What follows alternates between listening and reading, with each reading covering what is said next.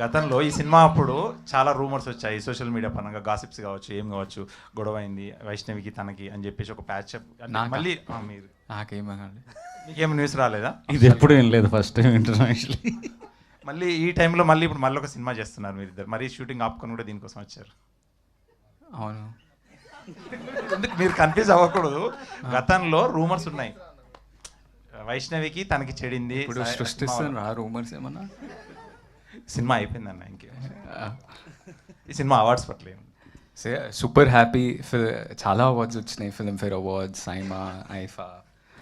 So it's awards అంటే actually నా personal పర్స్పెక్టివ్లో ఏంటంటే audience love is the biggest award.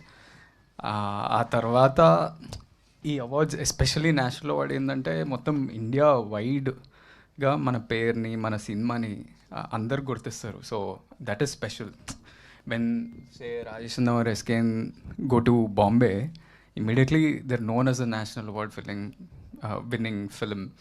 So that's special, and being a part of it is even more special. అంటే నాకు చిన్న కోరిక ఏంటంటే ముందుగా అంటే ఏ సినిమా చేసినా ఏదో ఒకటి సమ్ టెక్నికల్ ఆస్పెక్ట్స్లోనో, ప్రొడక్షన్ డిజైన్, ఎవరికైనా ఈ నేషనల్ అవార్డ్ అనేది వస్తే చాలా గర్వంగా ఫీల్ అవుతాం. మీరు ఎందుకు హిందీలో చేస్తాను అడగలేదు ఆయన గట్టిగా?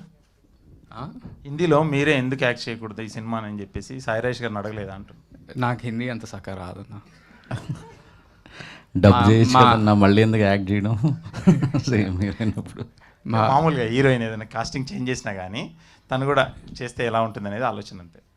చేయమంటారా మీరు? హిందీలో ఖచ్చితంగా చేయాలని. వద్దులే ఇప్పుడు ఇప్పుడు చాలా వేరే సినిమాలైనా. వేరే సినిమా చూద్దాం. రోహిత్ అన్న అన్నా